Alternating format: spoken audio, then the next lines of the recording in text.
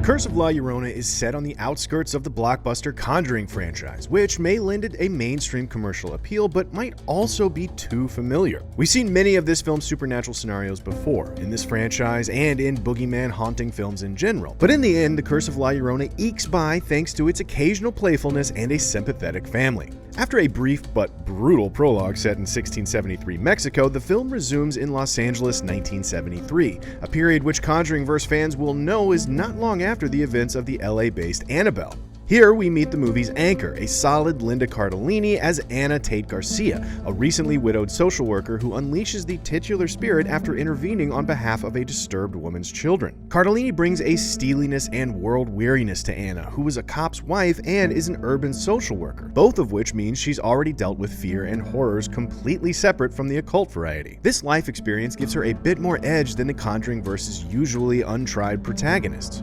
This sympathetic and believable family unit grounds this otherworldly movie. You genuinely care about this family and want to see them make it through okay. They receive an ally and the film a welcome jolt of puckishness in Rafael Olvera, a traditional healer whose old-school arsenal against La Llorona generates a few chuckles, but his deadpan machismo even more so. While the film treats Rafael as a minor league substitute for the Warrens, he nevertheless capably serves his function as its tropey paranormal investigator / spirit world warrior. Director Michael Chavez assembles some suitably suspenseful set pieces, particularly whenever it's just the kids going up against La Llorona, most notably the scene in the family car and another one where poor Samantha thinks it's mommy washing her hair. But these sequences also try the movie's own logic. La Llorona herself can at times be as corporeal as a vampire or zombie, and then as ethereal and intangible as a ghost. So what gives? You can either punch this thing or you can't, and wondering about things like that is a distraction at some of the worst times.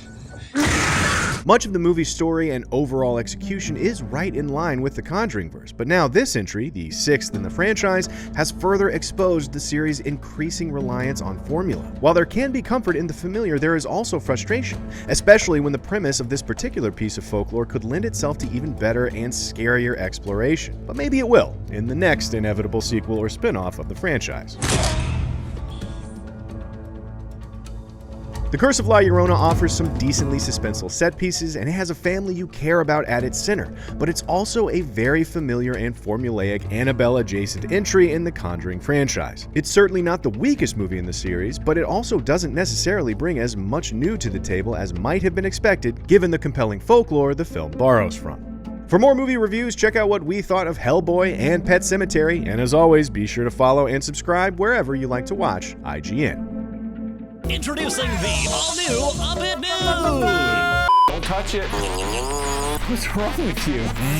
Get corn snack. Game sucks.